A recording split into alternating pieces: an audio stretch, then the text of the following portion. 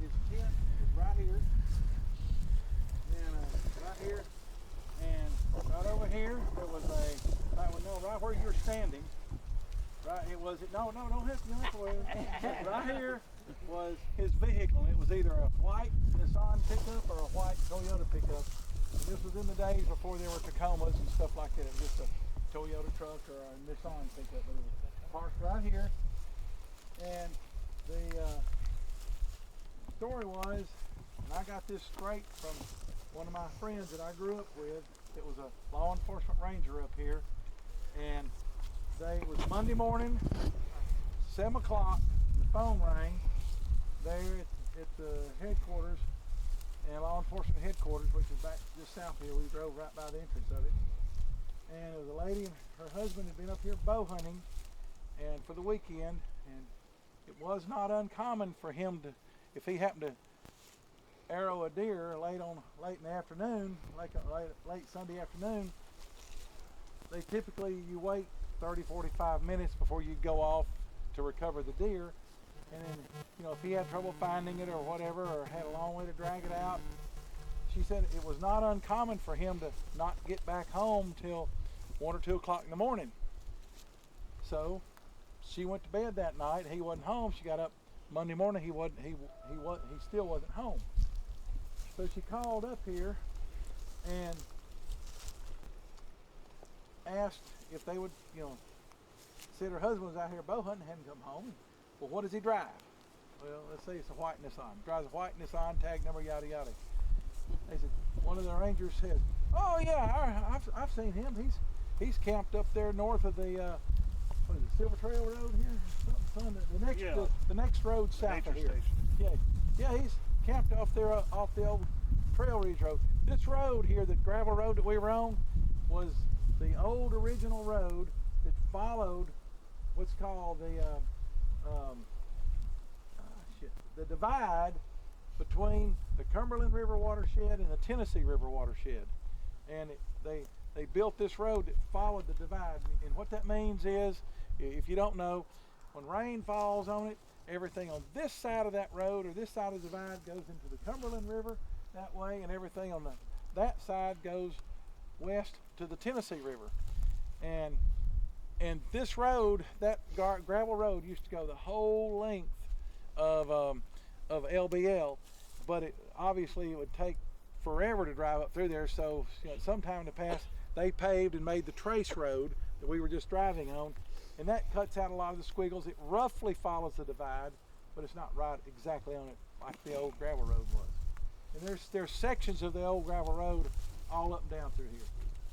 But anyway, at the time, this timber was not as large.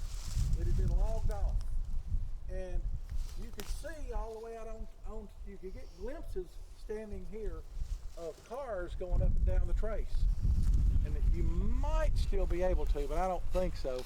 But anyway, that's been, you know, it's been 12-15 years since that happened. So a lot of this has grown up, and a lot of this brush under here, you can't see through there as well. Anyway, so they drove up here. Oh, and my friend was sitting there, and the guy says, "Come on, follow me." And my buddy, he was sort of a junior here, he hadn't been here very long, and okay, fell in behind them. They drove up here, drove right to the place. They pulled up in this road here. That road used to be in a lot better shape.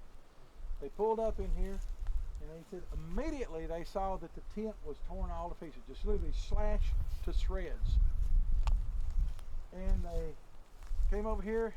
The guy's sleeping bag was laying right around here, right about the back of the truck, and it was torn all to pieces. And his bow was laying about right there, right in front of where you're standing, Kurt. The bow, it was a compound bow. It was broken. They don't know if it was broken, that he was using it as a guard, trying to protect himself, or if he hit the thing with it. It had a snap-off quiver. The quiver was laying about another 4 or 5 feet. All 6 of the arrows were still in the quiver. There were no arrows missing. so they don't think he ever got a shot off of it. And they didn't find an arrow around here anywhere. And there were pieces of his clothing, tatters and stuff laying around. And the disturbing thing was there was a very easy to follow drag trail.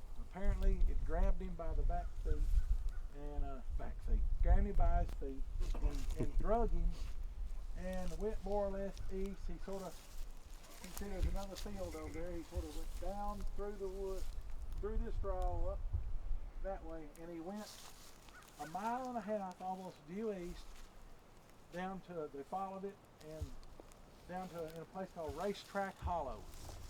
And off to the, there are a series of crop fields where they plant stuff for the deer and things like that. There's one field that's sort of isolated off on the north side that's very small compared to the rest of them, and that's where he went with it. At the time, the field had a little, it was sort of overgrown on the east side, and that's where he went with the guy's body. When he said that it was very easy to follow trail. They immediately called before they started after him. They called for backup, and a bunch of folks come here. They started following it, and he said when they came out into this little corner of the field that really wasn't, and he took me over there, not much bigger than this part right here of this field, and they said they found his body over to the edge, and on the south side, a lot of his clothes were thrown up into a tree. His body was slashed up quite a bit, and he had been fed on. Part of it had been eaten. And they determined by measuring, if y'all remember Jaws, we talked about something called bite radius. By doing a bunch of measurements of the bites and stuff, they determined that it was the same type of animal that killed the people back in the early 1980s up the road here at the old RV park.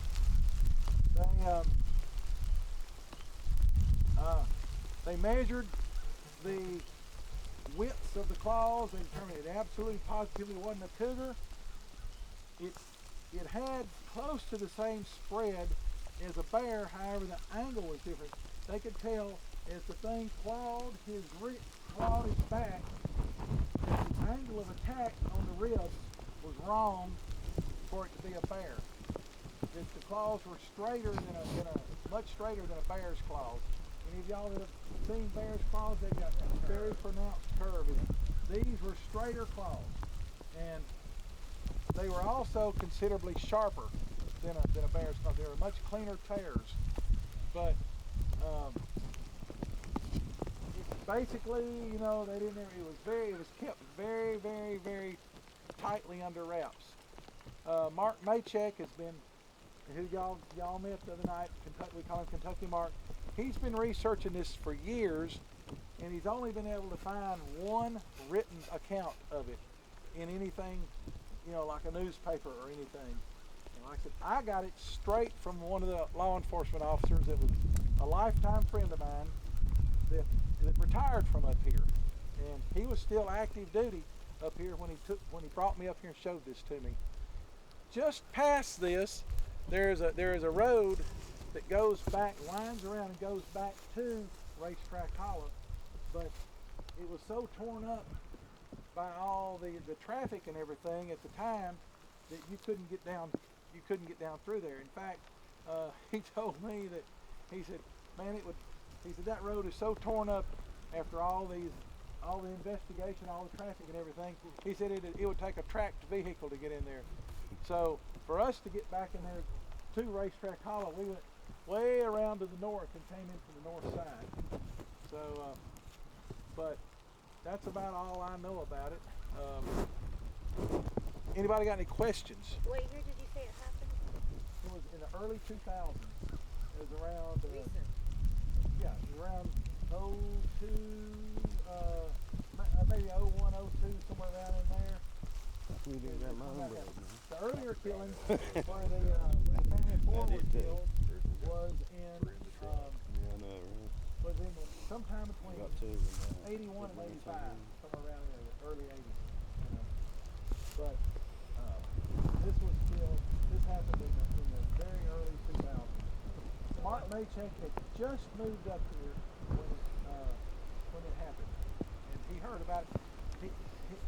The news spread like wildfire through the local community, and there was all kind of people driving up here, and they had the whole road out there lined with police tape, and they wouldn't even let you stop on the road. You know, he said he came up here and he was going to drive by. Well, they were out there directing, giving him the bum rush. He goes, move along, go, nothing to see. You know, well, no, anyway, they were getting them out of here, and he said he came back by like the next day, and they had the roads blocked off. You couldn't even turn off the train to get up in here.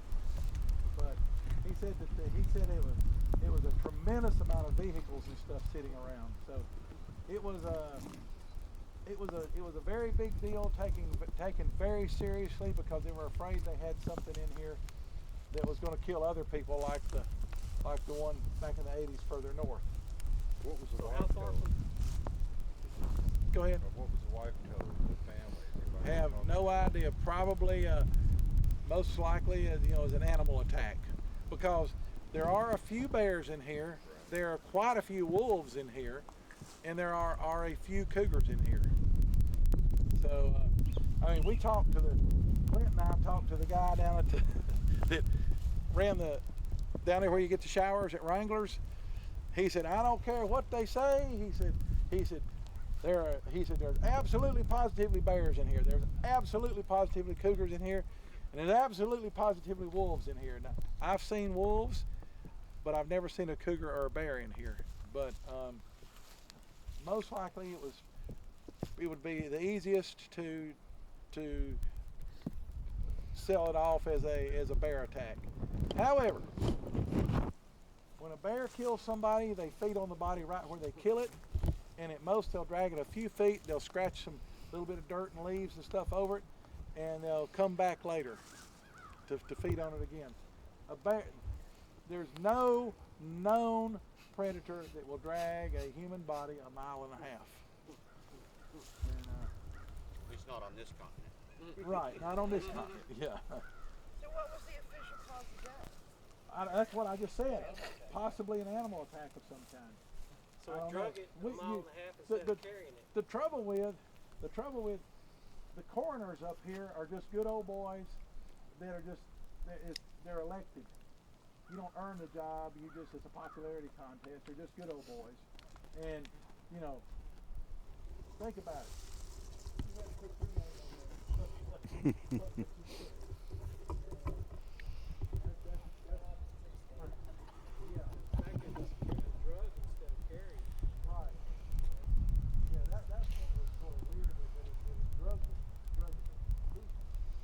Said it was really easy to follow it. He said that